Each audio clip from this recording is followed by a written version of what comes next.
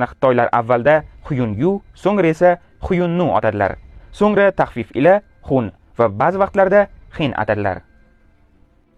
Boshlanishiga Xunlar juda ham ulkan sarhadlarga ega bo'lgan davlat tuzishdi. Biroq bora-bora ular 3 qismga bo'lindi. Birinchi qism bu Janub Xunlari yoki bo'lmasam Oq Xunlar, ikkinchi qism esa G'arb Xunlari va so'nggisi Shimol Xunlari.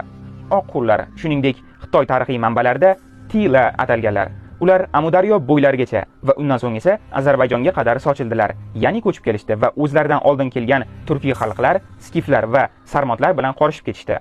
Forslar ularni Optalet, yunonlar esa Aftalet, arablar esa Hayotlar, armanlar esa Sharq turklari deyishgan.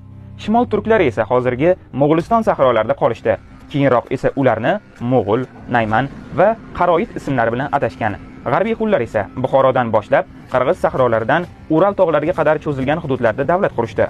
So'ngra bulardan bir firqa Yevropa tomon yo'l oldi.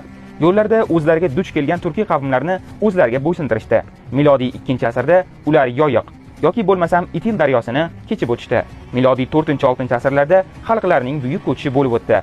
Osiyodagi Xunlar avvaliga Xitoy shimolidan g'arbga Don daryosini kechib o'ta boshlashdi. Natijada Slavyanlar va German qabilalari Rim imperiyasi hududiga bostirib kirishdi.